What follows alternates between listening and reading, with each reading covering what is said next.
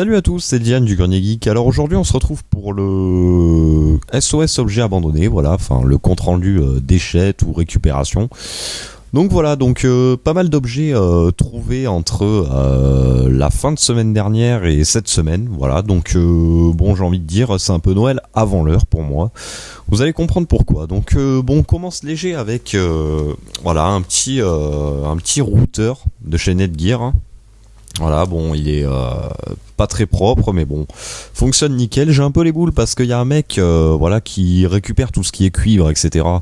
À la déchette où je vais, voilà. Et le mec, il m'a coupé devant mon nez, en fait, voilà, l'adaptateur. Bon, super.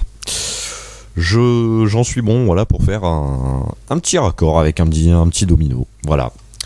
Donc, ensuite, j'en cherchais une depuis longtemps. Une petite Livebox 3, voilà, donc qui fonctionne nickel. Hein.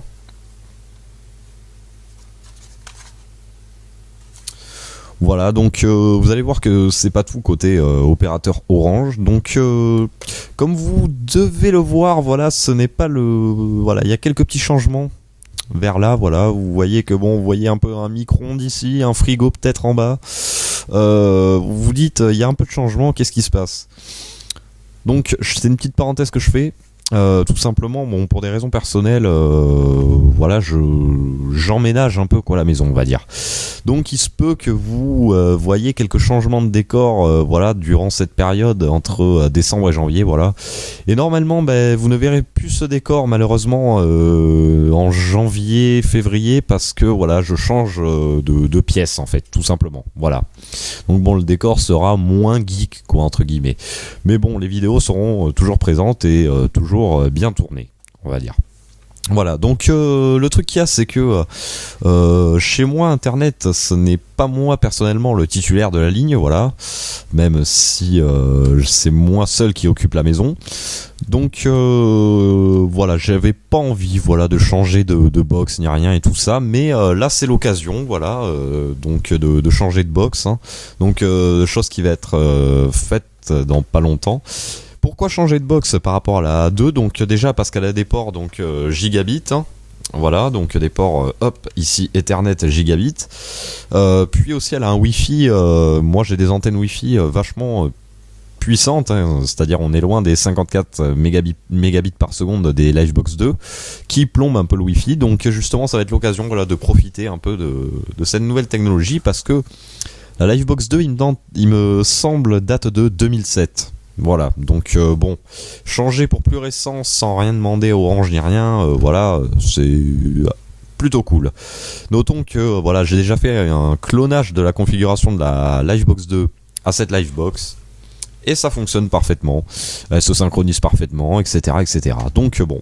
Voilà, j'attends une petite période encore pour toujours. Je vais pas tout vous détailler pour des raisons personnelles pour la brancher. Elle sera opérationnelle. De toute façon, je vous ferai une image de une vidéo de l'aménagement, voilà, parce que il va y avoir énormément de changements. L'iMac là va changer de place. J'ai une pièce à côté qui est vers là-bas qui là je suis en train de faire mon atelier informatique. L'armoire réseau qui est juste à côté va aller dans la pièce salon en fait, etc., etc. Donc je vous ferai une vidéo mise en réseau et installation réseau et installation audio aussi, parce que je suis un passionné de tout ce qui est hi-fi d'une maison. Voilà.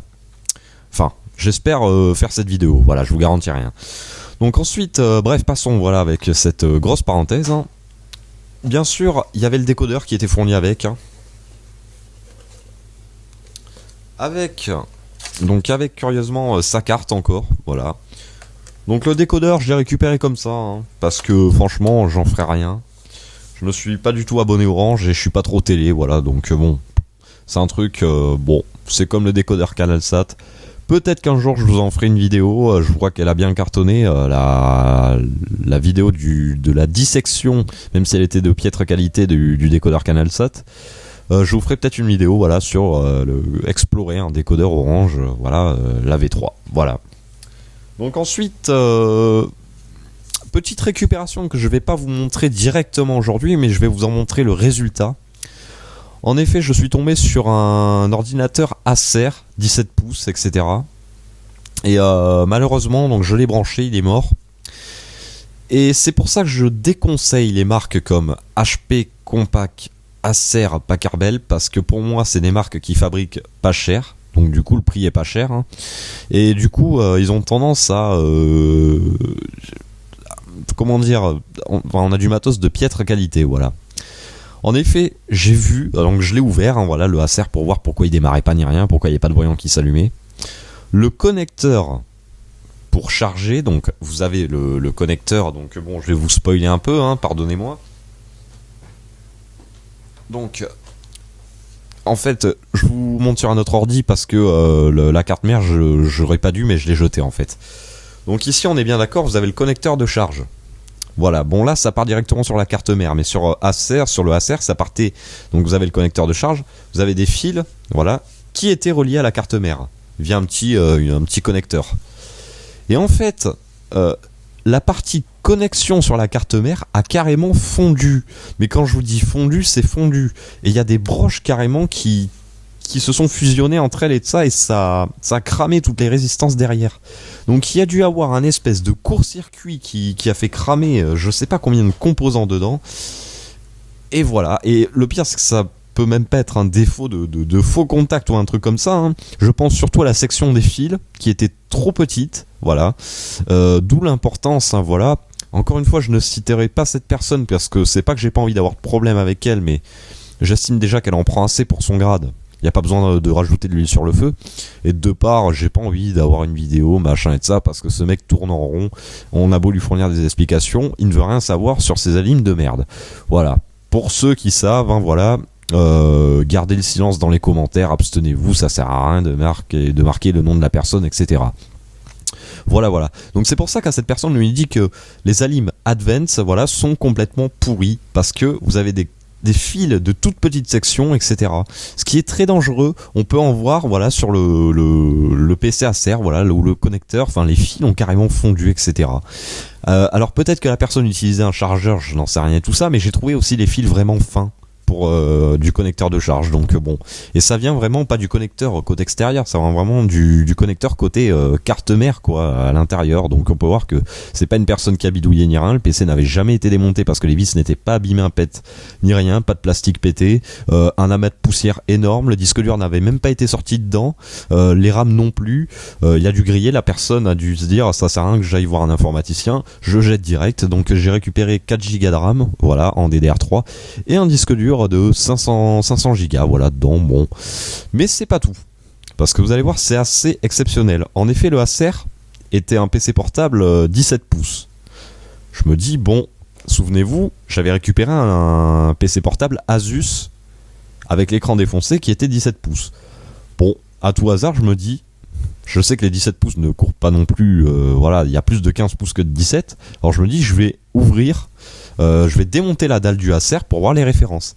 Et il s'avère que j'ai eu un coup de peau énorme, parce que finalement je n'ai même pas besoin de dépenser 70 balles pour acheter une dalle sur le Asus, étant donné que la dalle du Acer est exactement la même que celle du Asus.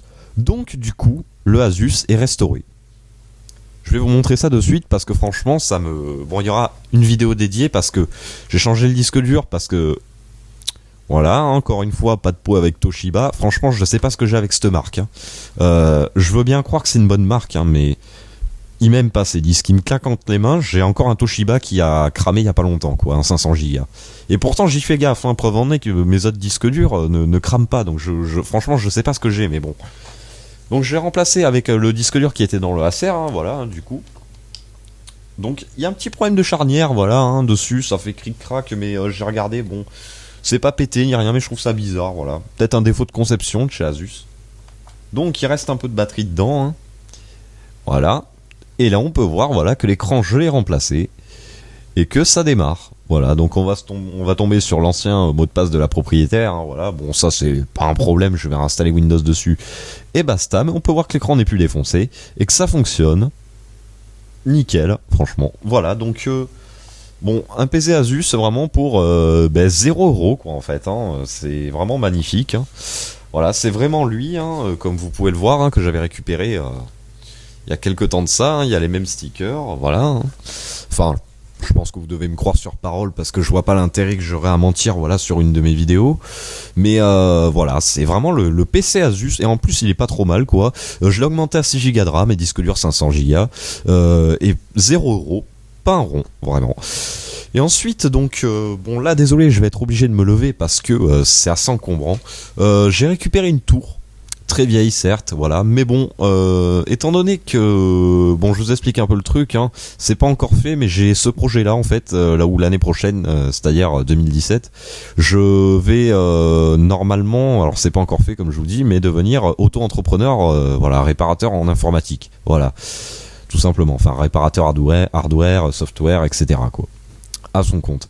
Donc c'est pour ça que je suis en train de faire mon atelier, etc. Et donc j'ai récupéré une petite machine qui peut-être pourra me servir pour des petites récupérations sur des disques durs, etc.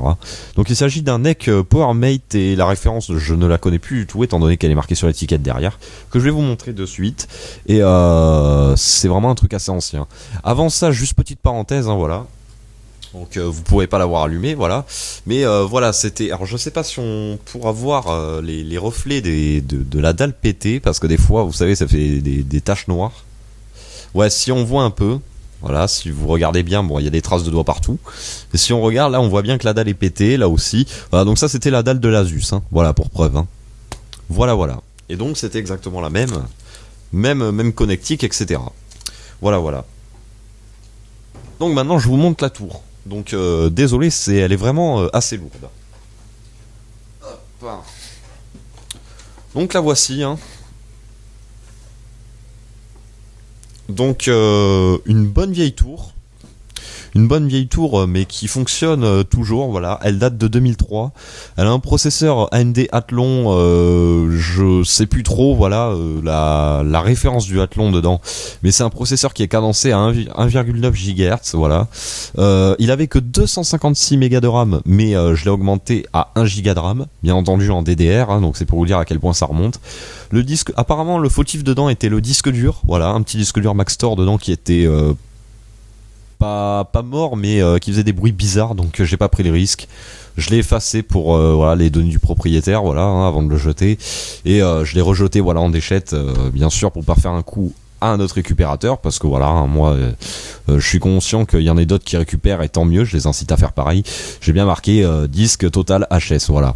Donc bon voilà, ça faisait un bruit bizarre et j'ai remis un... Qu'est-ce que j'ai mis dans celui-là? J'ai mis un disque dur Samsung, voilà, donc un Samsung de 40 Go qui était à vendre dans un de mes serveurs, voilà, donc c'est de l'IDE et qui fonctionne nickel, il a je sais pas combien d'heures et via les tests smart etc il fonctionne, enfin il a encore de beaux jours devant lui, donc bon, très bon disque dur, voilà.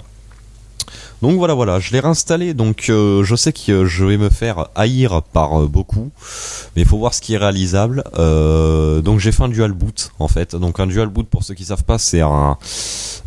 comment vous expliquer ça? Vous avez Windows, voilà, et vous installez Linux dessus. Donc Lubuntu, Ubuntu, Xubuntu, enfin ce que vous voulez.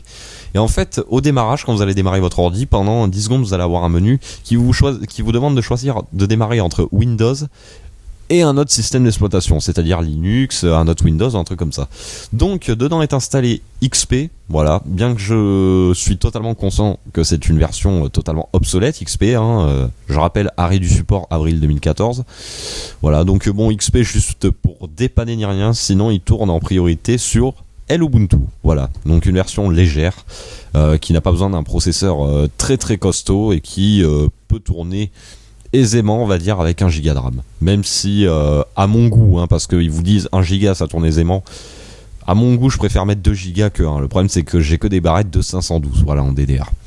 Donc voilà, bon, bah, c'était le compte-rendu de cette bonne récupération, franchement. Hein. Il y a eu vraiment des périodes bien plus mecs que ça. Hein. Je pense que vous devez vous en rendre compte, parce que des fois, je ne sortais pas de SOS, sauf que j'ai abandonné.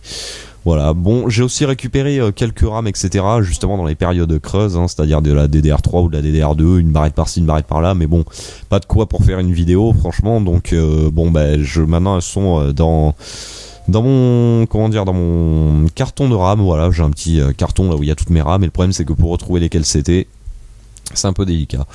Donc voilà, bon, bah, c'était pour vous présenter mes trouvailles, et moi je vous dis salut à tous, à la prochaine.